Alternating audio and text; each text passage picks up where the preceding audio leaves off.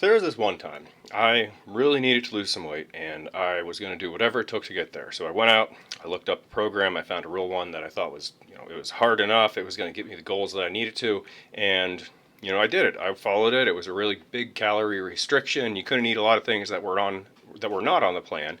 And I made it to the end of the diet. It required me to suffer. There was a lot of sacrifices I made. I was hungry all the time. My sleep wasn't that great. I had to say no to going out with friends and doing, even just having a meal out at a restaurant. And at the end of the day, I reached my goal. But when I got to my goal, it wasn't like I wanted it to be. I didn't have the body I wanted. I still thought I had a little bit more weight to lose. And then when I reflected on the approach that I used to get there, I realized that, I missed out on a lot of things. I sacrificed a lot.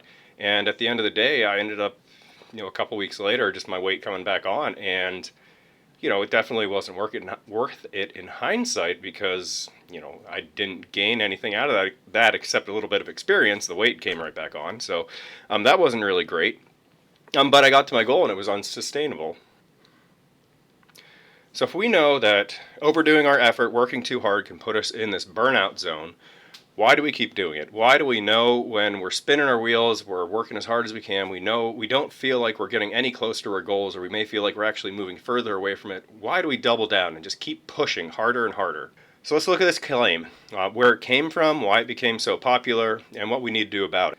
So hello, my name is Jared. I'm a learning coach, nurse educator, a nurse practitioner, all around everything else, a jack of many trades. In this video, we're going to talk about that effort. Now, here's some quotes that I just came across on the internet. These ones that say, if it wasn't hard, everyone would do it. If it's not hard, you're not dreaming big enough. If it were easy, everyone would be doing it. And while these are great for your motivational posters that you're going to hang up with your cat, hanging from the bar saying, hang in there. Awesome, great, good for you. But when it comes down to it, it kind of shifts our focus. So we stop focusing on what matters and what's really going to be moving us towards our goal. And we start kind of using our pain and suffer and the struggling in the pursuit of those goals as our metric to say if our goal is worth it, or if we're putting the effort to say that we actually deserve to reach that goal. And like I said with some of my dieting experiences, I suffered, I sacrificed, I struggled when I was in the trenches of those diets, and the hunger's eating a hole in my stomach, it feels like. I can't sleep at night. You don't have any energy during the day, and you look around for some help or advice from people who have been there, and they tell you, trust the process. It's just a part of the process. You're paying today to earn more later. It's delayed gratification because, the more effort and the more struggle this is, the more it shows that you actually want it, and it's an obstacle for you to overcome. And that's great and stuff. For some situations, yeah, you might need to give up a couple things. Like you're not gonna change a habit like stopping smoking or drinking without making some serious sacrifices, because those are some pretty big addictions. But other things out there don't require you to change your entire life and sacrifice over and over again to reach your goal.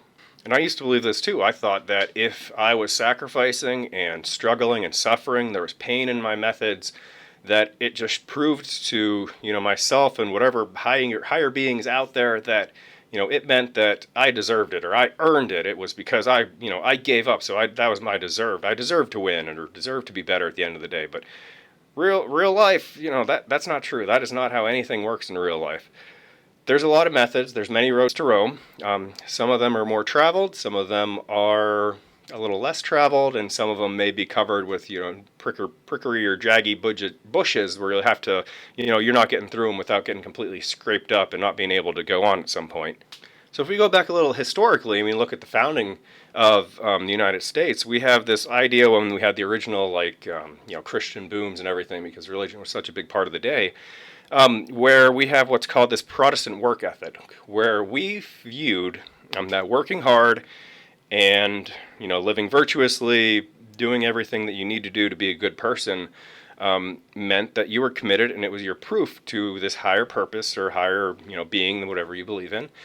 And that's all good. Like we should all be working hard for the sake of working hard and doing good for the sake of doing good.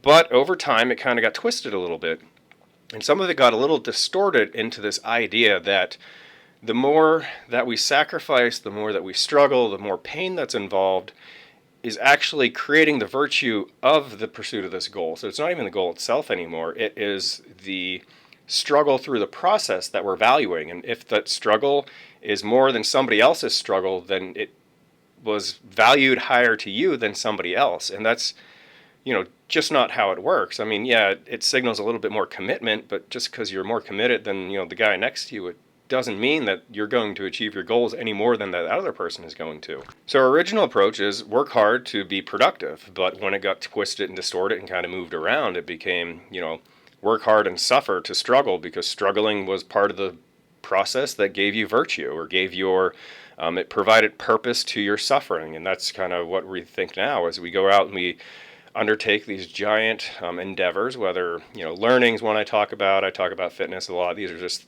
things I'm super interested in that make, that I can draw on for a lot of my own experiences. But we have to remember, just because our process is hard, or there's a lot of struggling and sacrifice and suffering involved with our process, it doesn't give it any more value than somebody who's able to, do a well thought out plan with a lot of help and, support along the way. And, I've seen this in, different message boards and different discussion groups over the years, where I think this is where one of the problems come up, where people like in the fitness area talk about the use of steroids, because they say that because somebody's, necessarily using steroids, or, the popular one now is those GLP-1 drugs, because somebody's using one of these medications illegally, for the steroid side of things, but because they're using this medication and it provided a almost crutch for them to achieve the goals, it devalues the way or the approach that somebody did it without using those kind of substances or those helps. Which, if you talk to any of these doctors that really study obesity medicine, and you figure out, what actually goes into the whole process of losing weight and how hard it is for some people, yeah, they probably couldn't have done it without these drugs, but that doesn't mean that it wasn't worth it and it wasn't valuable to their life, and it didn't provide any, big payout for them. Just because somebody had to go about it a different way, and it may, for you, be perceived as a little bit easier, because when you went through it, you had to suffer. It doesn't mean that because you suffered, your experience or your goal attainment was any more higher value than that other person who did need to turn to some of those drugs. So when it comes down to it, we know that our goals don't care how hard we had to work to get there. Again, there are many roads to Rome. We can get through various different paths. Our goal doesn't care if we gave 110%, or if we gave 80% of the time we gave our best effort, and 20% we kind of didn't give as much of an effort. We have to remember, like we talked in our effort discussion, that there's only so much effort you can give throughout each day towards each of your goals. Effort's a limited resource, and if you're going to put all of your effort towards a singular goal or a top 2 goal or anything like that, your opportunity cost is very high, because you are going to have to put everything else in your life on the back burner. Everything else that was a priority to you, or the daily routine or responsibilities you have to take care of, now become second thought almost. They're on the back of your mind. They're almost out of sight, out of mind. And you're going to put everything towards that one goal. You're not going to have anything left for anything else. You're going to burn out going after that one goal, and then you're going to find out all your other problems have piled up now, and you're in a pretty bad place. Another big problem we get, where these people, they burn out, they're doubling down, they keep working harder even though they know they're not getting any closer, and they're just spinning their wheels, is this ego culture. Everyone wants to, with the age of social media, a lot of people have this perception that they're chasing almost internet clout or social media clout when they're pursuing their goals. They go through these processes where they're going to embark on this big endeavor to achieve some type of goal. Let's say it's they want to lose weight or get in shape or something. So what happens? They make all these drastic changes overnight. It's Monday, we're going to start next Monday. And, they're posting every morning at 4 a.m. that they're in the gym, because that's what a dedicated person would do. They'd be there at 4 a.m. and working hard and, getting after it. Because, you got to rise and grind. You can't just, sleep in and go about anything, because that'd be lazy, or that's not how you're going to ever achieve your goals.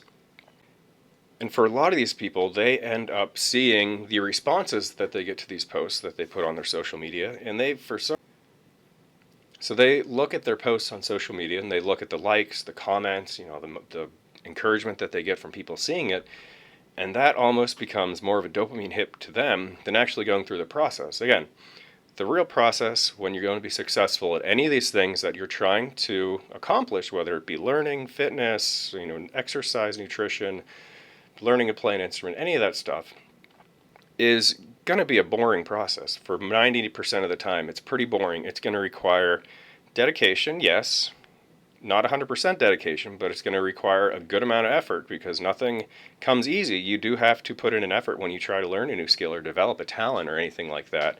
Even people who are naturally gifted athletes still have to practice and put an effort to become, ultra superior athletes. But there needs to be an amount of effort in there, and we can easily overdo that effort.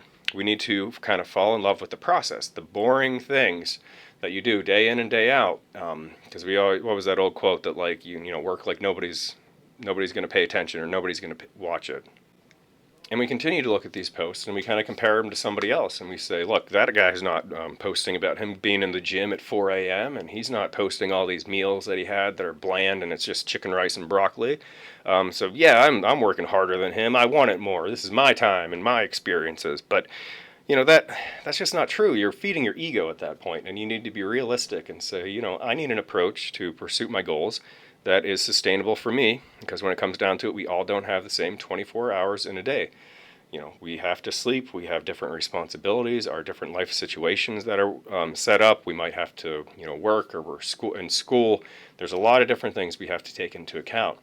And yes, at some times when we're pursuing our goals, we are going to have to put our foot to the pedal. We're going to have to push a little bit harder and break out of our comfort zone, because sometimes that's going to be required when you're pursuing something that's going to be really great. But we want to know we're being strategic about it.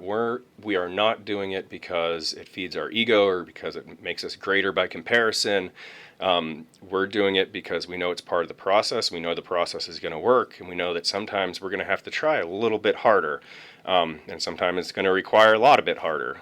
We have to remember that consistency will always beat intensity, and this even goes back as far as looking at those fables when we look at the was it the turtle and the hare, where the hare was out there going super fast, and then the turtle's slow steady.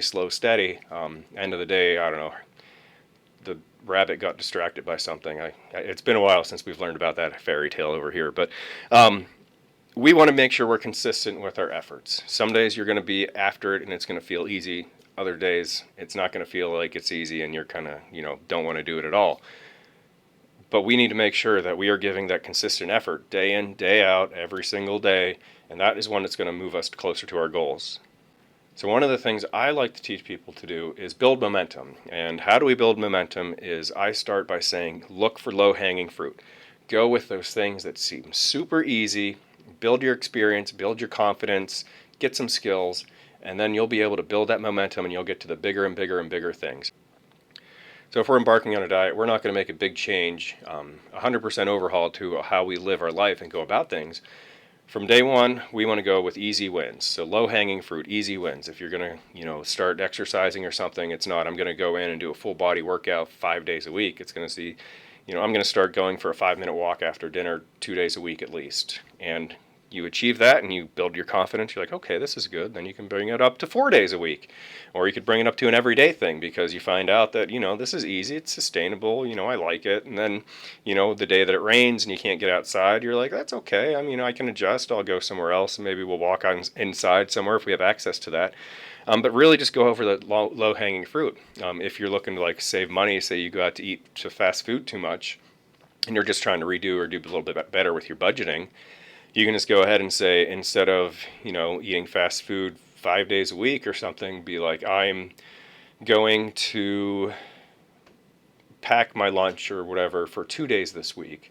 It seems super easy because we want it to be super easy. We're going for easy wins, low-hanging fruit. Once we achieve those, we build our momentum, we get better, we get confident, and then we can go for those bigger and bigger things. And a lot of the times when people are trying to achieve their goals and they're not getting there and they're spinning their wheels, there's a couple things that come up. One is their methods are just bad. It doesn't matter how much effort you put into it. If your methods are bad, you are not going to succeed. Another big problem is the timeline. People just lack patience to let the process do what it needs to do. You're not going to save $1,000, this week unless you have a giant budget, but by cutting back going out to eat fast food. Like you're going to save, $10, $15 a couple times a week. And, over time it builds and it builds and builds and builds and you get more. And then maybe you'll reach that $1,000. But we need to make sure that we're patient and we can trust the process when we know it's a good process. We have to remember that the best approach for any of our goal attainments are usually those dull, boring things, but they're applied consistently over time on a long enough timeline that you can get success with them. And another problem is we keep looking for these shortcuts or these easy ways out. It's almost the opposite of the extreme end, what we're talking about, where we work too hard and we burn out. Sometimes, so if we look at the fitness industry right now, there's a lot of this going on where we're taking stuff that comes out of the exercise science research, and we're hoping that something in there is going to be the quick fix or the one key element that we were missing out of that we were never able to get a hold of. That's going to help us get our goals easier, and they think that that's going to give them an edge or something. And when it comes out there aren't a lot of stuff that gives you edges. It's boring stuff applied over time while you're being patient and trusting that process to pay off. So when we're working towards developing a plan for achieving our goals, we have to remember a couple of things. One is that consistency will beat intensity every time. We need to be flexible in our approach. We need to have patience. We need to know that greatness comes with time. It's not going to be an overnight success. The boring basic things work better than the complex novel things. And if our approach only works during perfect conditions, then it's not going to be a good approach. So remember, just because a process is hard doesn't mean that it's necessarily good. Pain and suffering as part of your process to reach your goal is not sustainable, and it doesn't mean that your approach is better than anyone else's. The best approach we can take to achieve our goals are stick with our basics, consistency, applied over time. However, it doesn't matter how dedicated or how much effort you put in to achieving your goals if your method is bad. And we're going to talk about how to kind of evaluate and look at those methods that you're taking to achieve your goals in this one.